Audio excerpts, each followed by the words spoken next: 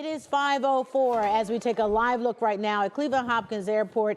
Take a look at this line. It stretches all the way to the other side of the terminal. One of the worst waits that we've seen so far. Really is an issue there at Hopkins, but right now we're not seeing too many flight delays or cancellations, but you will be waiting for a while. Yeah, and it is important to note that we haven't seen major delays in TSA in Cleveland. However, the airport says remember to arrive ahead of time. Check those times before you head out the door for sure. Well, this comes as the Senate agreed to fund most of the Department of Homeland Security in a unanimous vote overnight. The agreement excludes funding for ICE immigration enforcement and portions of Border Patrol. NBC's Alice Barr has the latest from our nation's capital.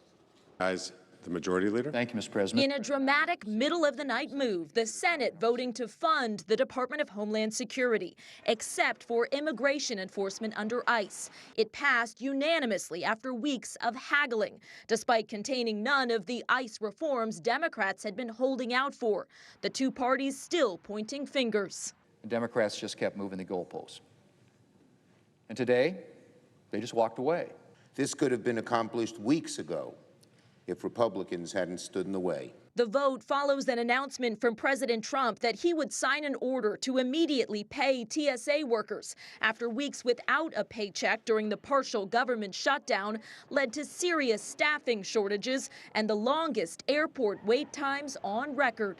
We missed our flight. We had a 6-hour layover, and unfortunately we were unable to make our connection because of delays. It just feels like America, man. Like, you don't experience this in a lot of other countries, and I just feel like it's unacceptable. The House still has to act before TSA and other agencies like the Coast Guard and FEMA can get fully back up and running. And House Republican leadership has previously objected to breaking ICE out of DHS funding. Congress is under pressure to seal the deal before boarding planes for a 2-week recess today in airports battered by the back and forth. The Senate's top Democrat said after the vote his party would still fight hard for ICE reforms and that there would be opportunities. But the top Republican shot that down, saying that ship has sailed and that it's a good possibility Republicans will move to pass ICE funding through a reconciliation process that does not require votes from Democrats. In Washington, Alice Barr, NBC News.